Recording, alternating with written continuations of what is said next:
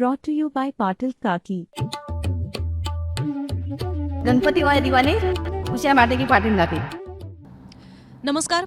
नंदुरबारहून आता मुंबईच्या दिशेने परतीच्या प्रवासाला आम्ही निघालेलो आहोत. मुंबई तकने उत्तर महाराष्ट्रामध्ये नाशिक असेल, मालेगाव असेल, खास करून त्याच्यानंतर जळगाव, नंदुरबार या सगळ्या शहरांमध्ये आणि तिथल्या गावांमध्ये आम्ही फिरून आलेलो आहोत आणि तिथे जाऊन येणाऱ्या विधानसभा निवडणुकांच्या निमित्ताने ग्राउंड लेवलवरची रियालिटी नेमकी काय आहे ते समजून घेण्याचा हा प्रयत्न होता, ज्याच्यामध्ये तुम्ही नाशिक आणि जळगावमधल्या पत्रकारांची चर्चा ही ऐकली असेलच. मुंबई तकवर नसली ऐकल तर ती जरूर ऐका. पण आज नंदुरबारवरनं जाताना निघताना नंदुरबारमध्ये आम्ही काय काय पाहिलेलं आहे हे तुमच्यासमोर ठेवणार आहोत. आणि खास करून नंदुरबार यासाठी कारण की लोकसभा निवडणुकांमध्ये आपण पाहिलेलं होतं की याच नंदुरबार जिल्ह्याने किंवा लोकसभा मतदारसंघाने काँग्रेसच्या ते पाठीशी राहिले आणि नव्यानं दिलेला उमेदवार गोवाल पाडवी यांना जिंकून सुद्धा आणलं. हिना गावित ज्या इथल्या 2014 पासूनच्या खासदार होत्या त्यांना पराभवाची धूळ चालली. त्यामुळे या नंदुरबारमध्ये जो संविधान धोक्यात आल्याचा एक मुद्दा चर्चेत आलेला होता, गाजलेला होता, तो आता सुद्धा येणाऱ्या विधानसभा निवडणुकांमध्ये किती परिणामकारक ठरलेला आहे, आदिवासींचं नेमकं म्हणणं काय आहे हे त्यातनं एक समजून घेण्याचा आमचा प्रयत्न होता. आणि त्यानिमित्ताने आम्ही नंदुरबारमधल्या नवापूर खास करून या विधानसभा मतदारसंघामध्ये फिरलेलो आहोत. आणि तिथल्या सुद्धा काही पत्रकारांना शक्य नव्हतं, पण त्यांच्याकडनं आम्ही समजून घेतलेलं आहे. त्यामुळे त्यांची प्रतिक्रिया तुम्हाला इथे दाखवता नाही येणार, पण त्यांच्याकडनं समजून घेतलेलं आहे की काय काय नंदुरबारमधली सध्याची स्थिती आहे. सो सगळ्यात पहिले एक छोटीशी लोकसभेची बॅकग्राऊंड घ्यायची झाली तर आपल्याला कल्पना आहे की लोकसभा निवडणुकांमध्ये भाजपच्याच काही नेत्यांकडनं 400 पार जर त्यांचा जो नारा होता तो जर सक्सेसफुल ठरला असता, तेवढ्या सीट्स जर भाजपला मिळाल्या असत्या तर संविधान बदललं जाऊ शकतं अशी ती वक्तव्य होती.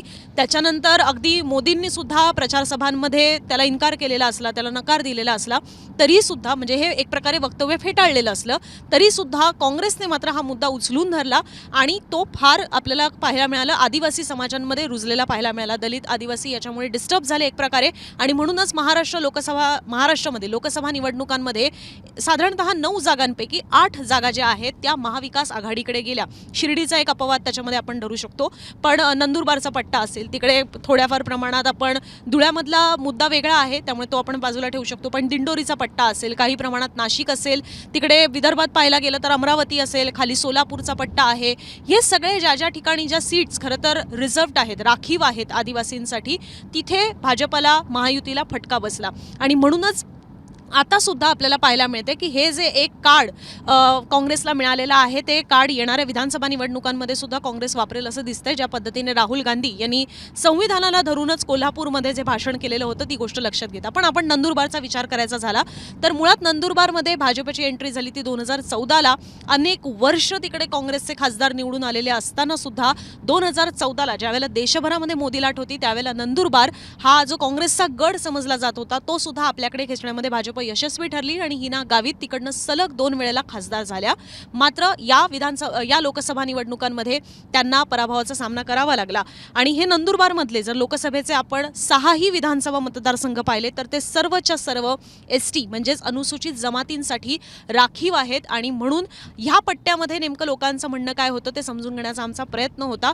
हिना गावित यांचा पराभव केलेला आहे काँग्रेसच्या गोवाल पाडवी ज्यांचे वडील याच नंदुरबार लोकसभा मतदारसंघात येणाऱ्या अक्कलकुवा या मतदारसंघातले KC पाडवी हे गोवाल पाडवी यांचे वडील आहेत.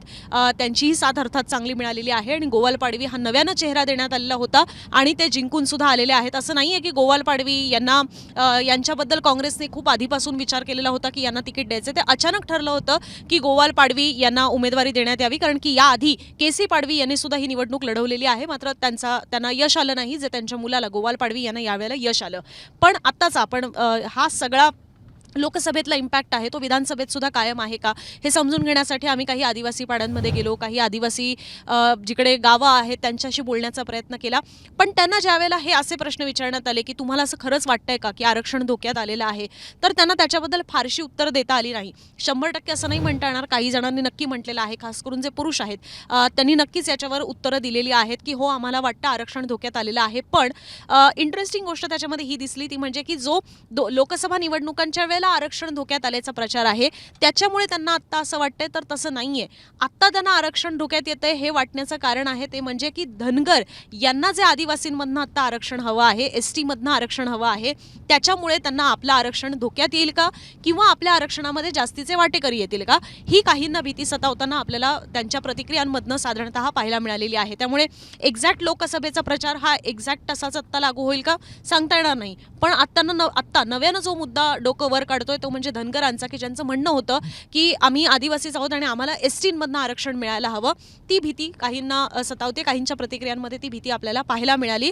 पण महिला वर्ग याबद्दल तेवढा अवेअर आहे असं पाहायला मिळालं नाही. महिलांनी अशा कुठल्याही प्रतिक्रिया फारशा दिल्याच नाहीत मुळात, की संविधान धोक्यात येणं किंवा आरक्षण धोक्यात येणं या तशा त्यांना फारशा समजलेल्या नाही आहेत गोष्टी. तो प्रचार त्याच्यामुळे त्यांना कितपत अपील होईल हे सांगता येणार नाही.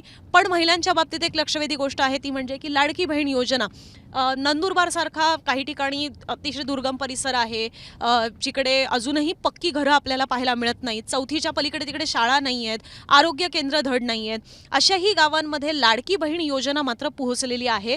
जवळपास ज्या महिला आहेत, ज्या पात्र आहेत या योजनेसाठी, त्यांना या योजनेचा लाभ मिळालेला आहे. आणि असं नाही आहे की पहिल्याच महिन्यापुरताचे त्यांना पैसे मिळालेले आहेत, तर सलग म्हणजे जुलैपासून ही योजना लागू झाली. सो जुलै, ऑगस्ट, सप्टेंबर, ऑक्टोबर 4ही महिन्यांचे पैसे त्यांना मिळालेले आहेत. 6,000, 7,000, 7,000 त्यांच्या खात्यात जमलेले आहेत. आणि विचार करा की त्या महिलांना आम्ही जेव्हा विचारलं की तुमची रोजची मजुरी किती आहे, हार्डली 200-300 रुपये त्या रोजच्या कमवतात, ही त्यांची मजुरी आहे.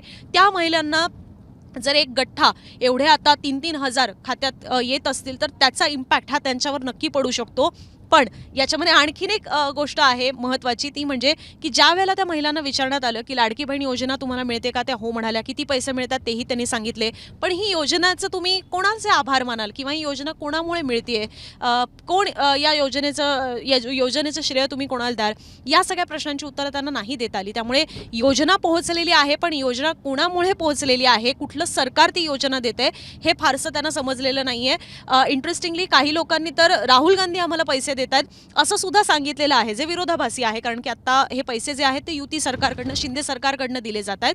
पण अर्थात इथे फारसं तेवढं शिवसेनेचं प्राबल्य नाही आहे. त्यामुळे जेवढा प्रचार प्रसार हा शिवसेनेकडनं मुख्यमंत्री माझी लाडकी बहीण योजनेचा आपल्याला इतर पट्ट्यांमध्ये होताना पाहायला मिळतोय, तेवढा कदाचित या पट्ट्यामध्ये झालेला नाही आहे. जो प्रचार टेक्निकली किंवा आयडियली भाजपनं करणं गरजेचं आहे, कारण की इथे भाजपचा तसा दबदबा आहे किंवा प्राबल्य आहे.